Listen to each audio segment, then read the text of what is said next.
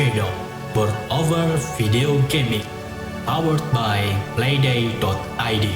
Halo guys, welcome back to PPG. Hari ini kalian bakal dengerin pendapat pribadi gua tentang Rocket Racket, sebuah game dari Manik Maya Games yang dirilis kalau nggak salah tahun lalu, khusus untuk 2-4 pemain dengan tema olahraga badminton. BTW, kalau kalian belum tahu cara mainnya, kalian bisa cek link di deskripsi video untuk melihat tutorialnya. Karena kalau kalian udah tahu cara mainnya, akan lebih mudah bagi kalian untuk mengikuti setiap apapun yang gue ucapkan di video ini. Mulai dari komponennya dulu ya. Untuk boxnya, gue nggak terlalu suka karena dia kualitasnya sangat rendah. Cuma kertas karton biasa yang dilipat secara manual. Well, ada harga, ada barang lah ya. Jadi masih standar-standar aja. Untuk kartunya, oke, gue suka banget ini. Berbeda dengan game-game lokal lainnya, kartunya tipis, gampang ketekuk. Kalau yang ini kualitasnya bagus, tebal, glossy, dan gak gampang ketekuk. Semuanya ini sangat luar biasa. Untuk tokennya juga bagus ya. Dia hasil printannya halus, tilesnya tebal, hasil potongannya juga bagus. Ya, nice.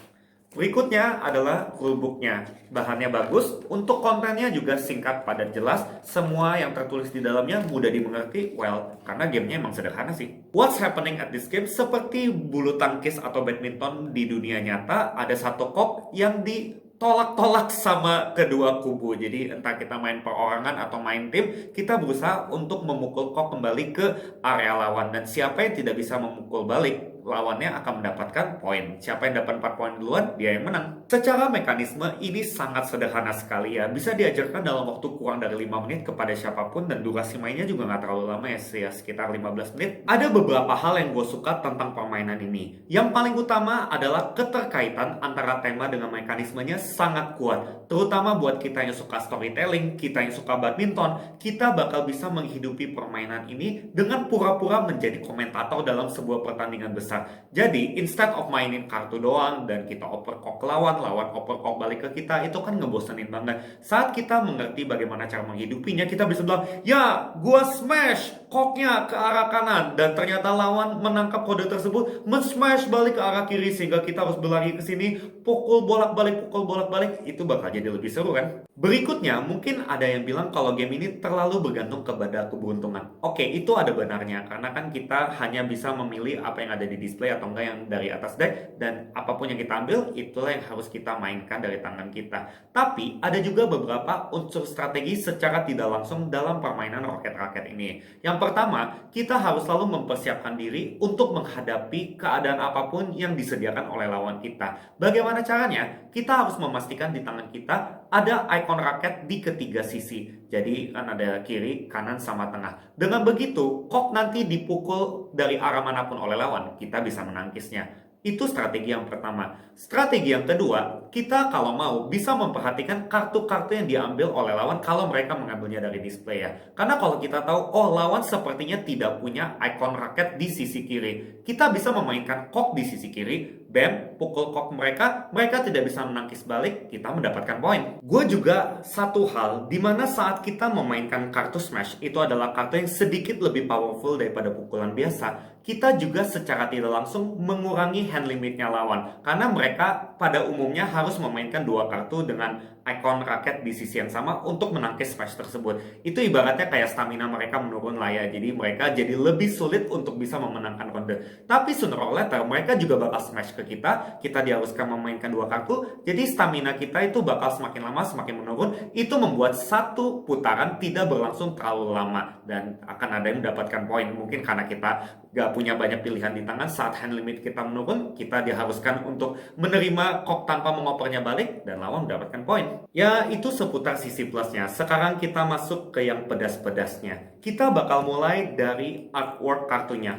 Kalau buat gua, ini terlalu monoton. Oke lah, kita nggak bisa bikin artwork yang terlalu ribet, karena kita mau orang fokus ke icon kok dan juga raketnya. Tapi gua rasa memberikan sedikit sentuhan tambahan tidak akan mengganggu hal tersebut lah. Mungkin dibikin desainnya sedikit lebih realis. Kan kalau yang ini kan cuma siluet orang, dan yang belakangnya pun juga sama. Cuman bedanya siluetnya ini mungkin kalau raketnya di sebelah kiri dia kayak gini, kanan, tengah. Kalau dia mau smash dia agak sedikit maju supaya kelihatannya loncat. Tapi gua rasa kalau dibikin lebih engaging, kalau ini kan nggak terlalu eye catching kan kita ngeliat kayak datar banget. Kalau dibikin desainnya lebih bagus, pasti bikin orang jadi lebih tertarik buat main gamenya. Berikutnya, bicara soal replayability dari game ini, gua bilang nggak terlalu tinggi. Dari 1 sampai 10 mungkin gua cuma kasih 2 sampai 3 lah. Kenapa? Karena we constantly doing the same thing over and over again. Kita nggak bilang bosan dari game ke gamenya. Ini dari giliran ke giliran kita bisa merasa bosan loh. Karena kita cuma mainin kartu. Oke lah, kita bisa pakai elemen storytelling untuk menutupi kekurangan tersebut. Tapi bayanginlah sebagai komentator, kalau kita terus mengkomenkan hal yang sama,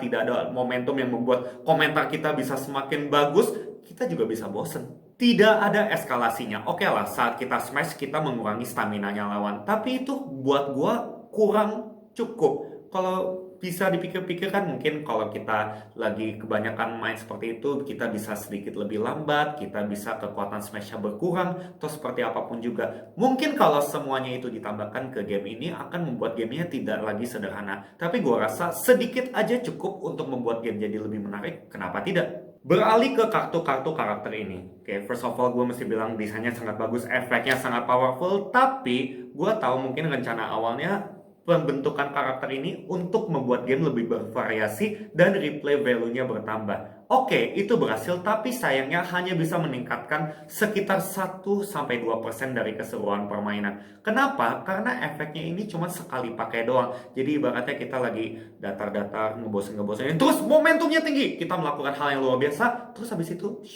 turun datar lagi sampai akhir permainan. Itu benar-benar gak seru banget sih ya. Mungkin kalau kita bisa membuat sesuatu yang ongoing, kita bisa pakai terus sepanjang permainan, itu mungkin sulit untuk dicari ya. Tapi kalau sampai bisa ditemukan akan membuat game jadi lebih menarik. Plus mungkin bisa ditambah variasinya. Kalau ini kan cuma ada 4, jadi kalau kita main berempat ya cuma 4 orang ini doang. Mungkin bisa ditambah lah jadi 8 atau lebih, kan bisa lebih bagus toh. Gue pernah main game ini dengan beberapa grup berbeda. Yang paling gue ingat adalah pas gue main sama ponakan gue, kalau nggak salah waktu itu masih umur 7 atau 8 tahun ya. Dia suka banget sama game ini. Kenapa? Karena game ini tidak terlalu banyak melibatkan berpikir. Terkadang kita cuma punya kartu itu di tangan kita dan memang kartu itu yang harus dimainkan untuk bisa menangkis skok dari lawan. Jadi kita santai, kita nggak terlalu punya fleksibilitas dalam memilih kartu. Itu baru main sama anak-anak yang masih kecil loh. Gimana kalau kita main sama teman yang masih sebaya, kita yang sudah terbiasa sedikit lebih berpikir daripada game seperti ini, terus ketemu Rocket Racket, jadi rasanya kayaknya masih mendingan main Uno lah, walaupun sederhana itu masih lebih seru. I think that's all for me. Gue udah sebutin ups and downs versi gue. Jadi kalau disuruh kasih overall rating dari 1 sampai 10, gue bakal kasih Rocket Racket ini 5. Kenapa? Karena gue masih suka temanya ya. Olahraga badminton itu adalah olahraga favorit gue pas gue masih sekolah. Gue suka aturannya sangat sederhana. Ini sangat easy untuk diajarkan ke siapapun. Bisa menjadi game filler sebelum kita masuk ke game berat lainnya. Dia cuma kalah di replayability. Tidak ada eskalasinya. Desainnya terlalu monoton. Variasi karakternya kurang. Well, sekali lagi gue bilang itu hanya pendapat pribadi gue. Kalau sampai kalian ada yang setuju atau nggak setuju, itu kembali lagi ke kalian. Gue harap tidak ada perdebatan terjadi di komen video ini atau di video gue yang lainnya. Please, sekian dulu dari gue untuk saat ini.